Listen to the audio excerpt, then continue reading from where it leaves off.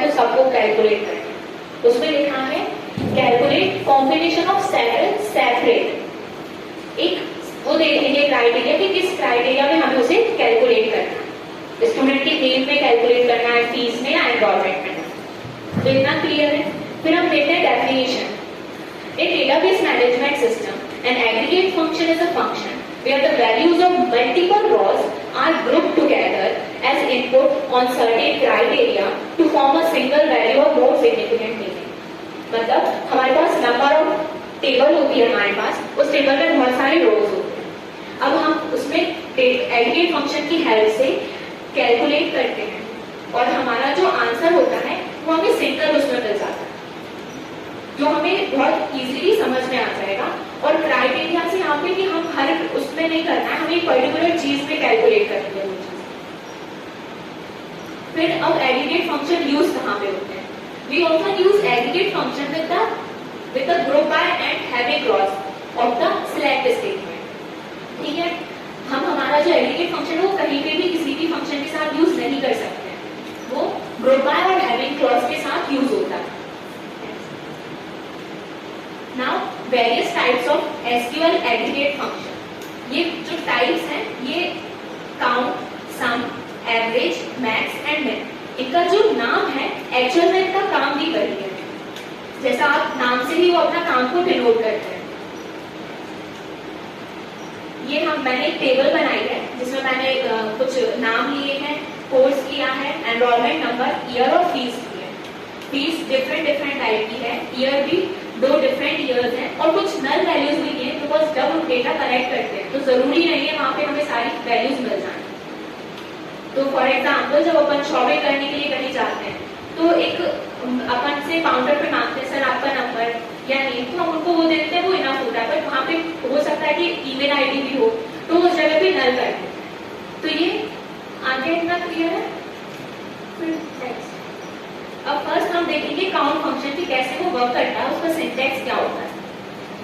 SQL count function is the simplest function and very useful function in counting the number of records which are expected। अब इसमें ये है कि हमारे पास number of records दिए हुए हैं बहुत सारे, और हमें काउंट करना है कि टोटल कितने रिकॉर्ड्स हैं।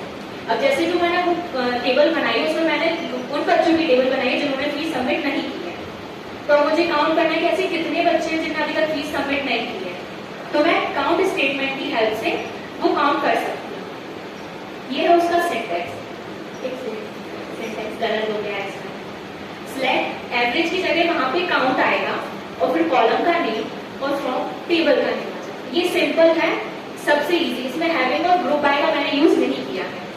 फिर उसके बाद जब मैं इसको काउंट करूंगी तो यहाँ पे वो मुझे 10 देता है। अब हमारा जो वो टेबल में आपने देखा होगा वहां पे 13 था, नंबर ऑफ रोज जो थे सीरियल नंबर वो 13 थे, बट उसमें बट ये 10 नहीं है।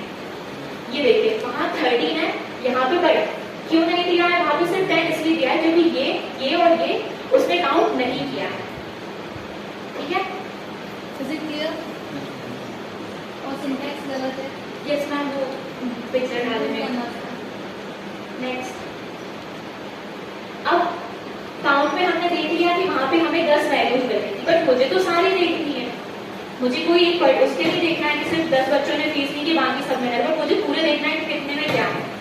तो उसके लिए फंक्शन होता है select count star from student record. ये इकलौता ऐसा फंक्शन है जो नल वैल्यूज को भी काउंट करता है।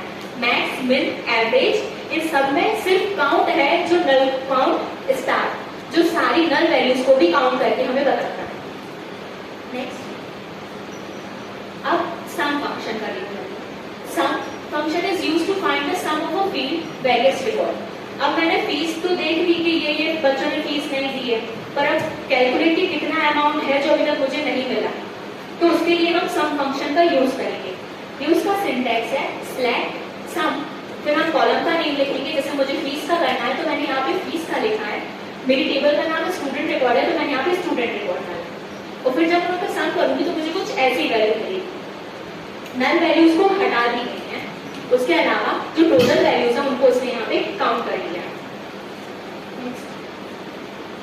अब average function is used to find out the average of a field in various record. अब मैंने फीस टोटल देखी, अब एवरेज फीस कितनी होगी मुझे ये देखना है।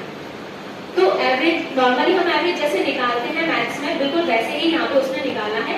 नंबर टोटल नंबर ऑफ रोज जितने हैं और जो टोटल वैल्यूज है इसकी फीस की, उसको लिख के और डिवाइड किया है, और उससे हमारा आंसर कुछ ऐसा आएगा, और वो ऊपर उसका सिंटैक्स है। Max. Max function is used to find the record with the maximum value among the records है। अब जो रिकॉर्ड है उस रिकॉर्ड में हमें देखना है कि मैक्सिमम वैल्यू कहाँ पर है फीस की, कि सबसे ज्यादा फीस मुझे देखना है कि सबसे ज्यादा फीस किनको सबमिट करनी है, मैं उनको पहले बोलूंगा, फिर बाद में बाकी लोगों को देखूंगा।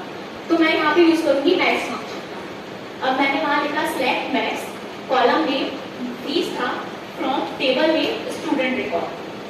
यहाँ पे मेरी जो मैक्सिमम जो फीस थी सारे 13 रोज में से, उनमें से जो मैक्सिमम थी वो मुझे यहाँ पर दिख गई।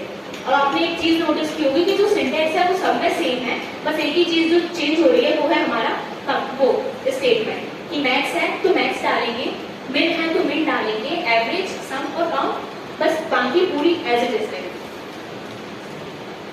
Last, min function is used to find out the record with the minimum value among the records है। अब मुझे सबसे मिनिमम वैल्यू देखनी है कि मेरी फीस में मैंने जितने भी थे, ये तो मैंने छोटी सी टेबल बनाई है, बट जब हम किसी यूनिवर्सिटी का या किसी स्कूल का देखते हैं तो वहाँ पे नंबर ऑफ बहुत ज्यादा होती है table, record number of record ज्यादा होते हैं, तो वहाँ पे मैं एक एक को चेक नहीं कर सकती हूँ, तो वहाँ पे मैं मिन डालूंगी और मुझे डायरेक्ट सबसे मिनिमम जो फीस मुझे लेनी है वो यहाँ पर मुझे दिख जाएगी, और ऊपर उसका सिंटैक्स है। अब ग्रुप बाय एंड हैविंग जो मैंने पढ़ी, ये सबसे इजी था कि हमें शॉर्ट में कैलकुलेट करना है कि क्या मिन है, क्या मैक्स है, एवरेज कितना आएगा या टोटल सम कितना आएगा। अब ग्रुप बाय हैविंग का देखते हैं।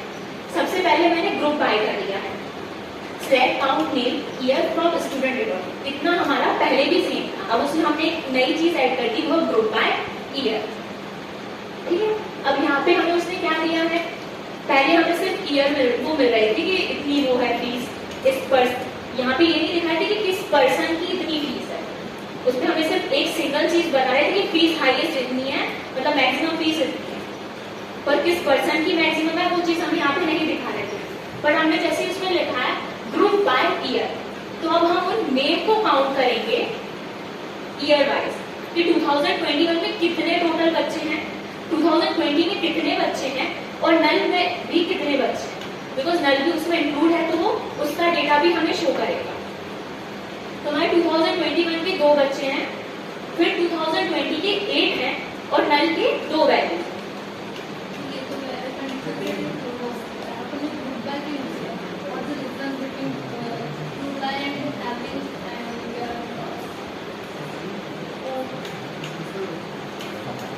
डाउट है किसी को?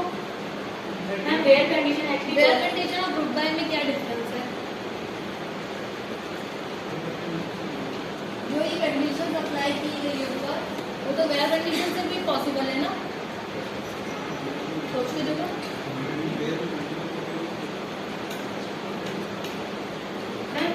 वेयर वाली कंडीशन में जो यहाँ पे अभी मेरी मैंने बट वेयर में जो जैसे 2021 में जितने भी बच्चे हैं उन सबके वो आ जाएंगे 1 इस टाइप से। ठीक है, बट ये भी आपको पता होना चाहिए, आपका ये डाउट रहेगा, आपको क्लियर कर लेना इस तरह से। ठीक है, ये डाउट आया था अपने क्लास में किसी को, एक को शिक्षण है? फिर नेक्स्ट वाला सिलेक्ट काउंट नेम काउंट करना है, कहाँ से, स्टूडेंट रिकॉर्ड, मतलब मेरी टेबल का नाम जो है student record, group by year having, group by year तक हमारा पहले वाला सिंटैक्स सेम था। यहाँ पे मैंने लगा दी एक कंडीशन। क्या कंडीशन है कि मुझे सिर्फ उन लोगों के नाम बताना जो 2 से ग्रेटर है, मतलब वो ईयर, हाँ 2020 जैसे है उसमें 8 लिखा हुआ है, तो मुझे यहाँ पे सिर्फ वो नाम बताएंगे जिनकी काउंटिंग 2 से ज्यादा है। तो यहाँ पे हमें आ जाएगा 8, क्योंकि 8 ऐसे नंबर थे जो 2 से बड़ा है, उसके अलावा 3 या 4 का कोई था नहीं, इसलिए आया नहीं, सिर्फ 8 आया क्योंकि वही था।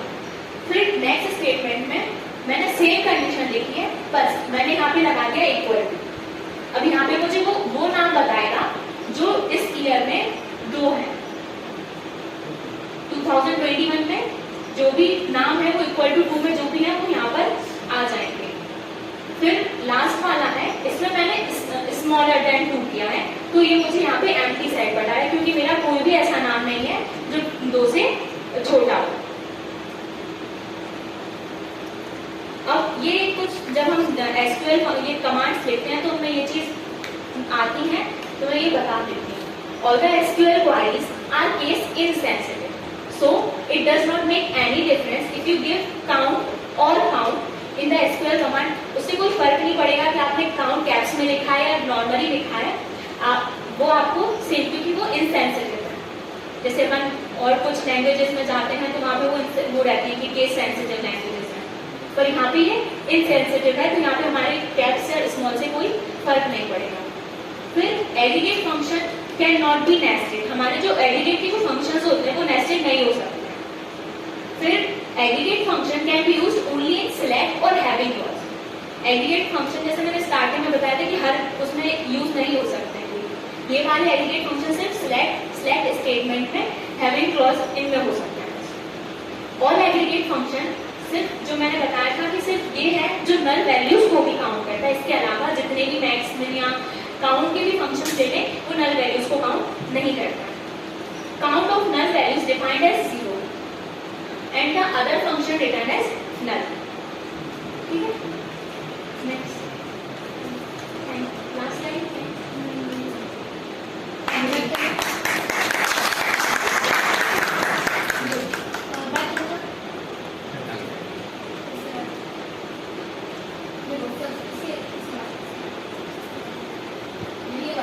Aggregate function